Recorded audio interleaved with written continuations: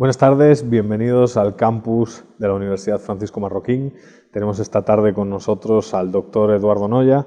El profesor Noya ha trabajado en la Universidad San Pablo CEU de Madrid, es rector de la Universidad Camilo José Cela, también en Madrid, y es uno de los grandes especialistas en la vida y obra de Alexis de Tocqueville.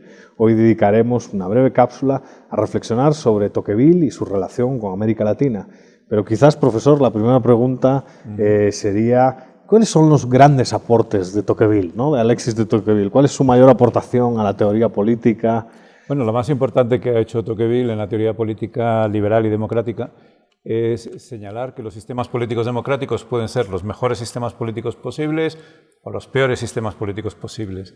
Y por eso esta doble elección de cómo evitar los problemas de la democracia y cómo construir una democracia que sea igualitaria y liberal hacen de él un autor único, porque generalmente tenemos pensadores que o critican la democracia o defienden la democracia, pero esta doble visión de lo bueno y lo malo de la democracia es la gran habilidad de Tocqueville.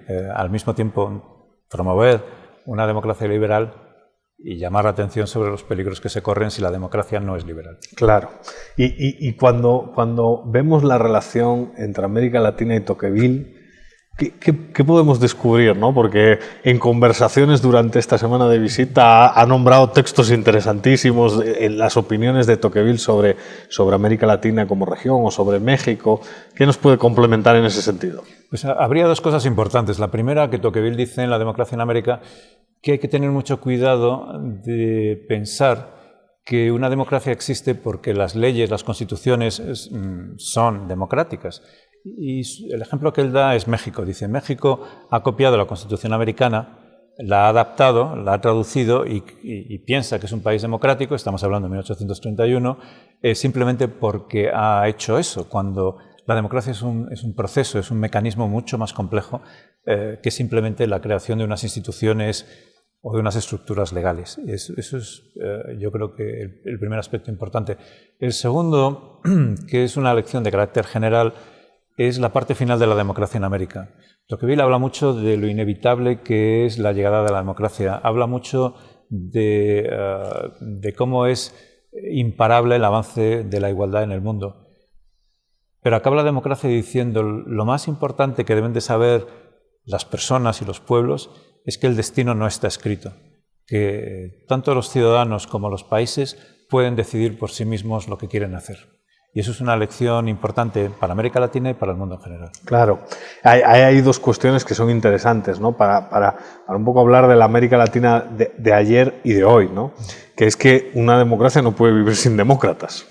Y que, claro, como proceso, pues claro, no solo necesita de un buen diseño institucional, sino también de actitud, de ejercicio ciudadano y de compromiso, en cierto sentido, con la defensa de libertades, etcétera, Tocqueville hablaba de hábitos de la mente y hábitos del corazón. Es decir, hay que saber crear las estructuras mentales, es decir, políticas, institucionales, para tener un sistema democrático, pero igualmente importante es tener la actitud, el sentimiento de ser auténticamente un demócrata.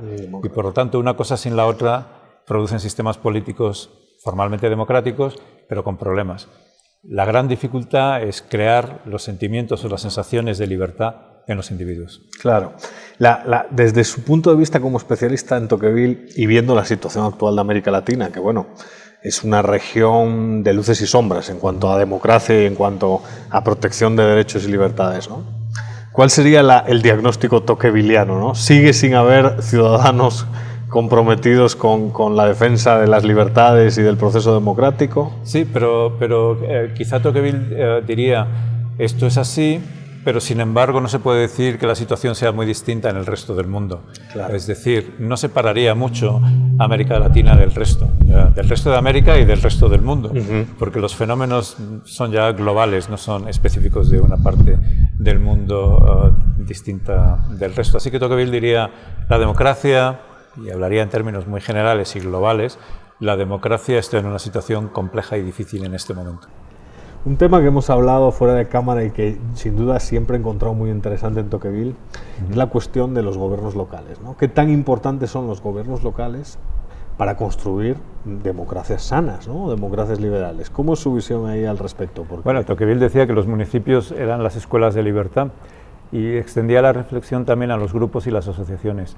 Su idea es que uno aprende a ser libre en los municipios y en las asociaciones y en los grupos, porque se ve obligado a llegar a acuerdos que necesariamente son limitados, que son temporales, que incluso pueden no tener ningún carácter político, puede ser un equipo de fútbol o un equipo que juega las cartas, claro, cualquier cosa, pero ahí uno aprende a ponerse de acuerdo con otras personas, a organizarse, a tomar decisiones por sí mismo, y eso para Tocqueville le enseña a uno a ser libre.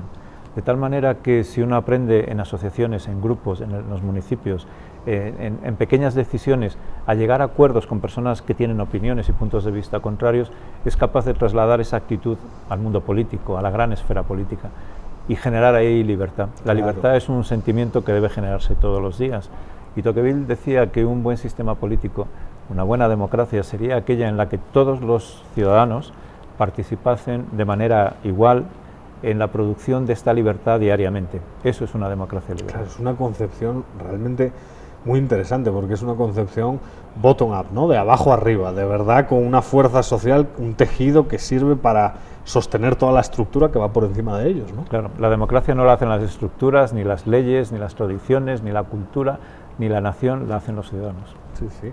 Bueno, pues con este mensaje final cerramos esta cápsula. Muchas gracias, profesor, por visitarnos aquí en la Universidad Francisco Marroquín, y a ustedes hasta la próxima.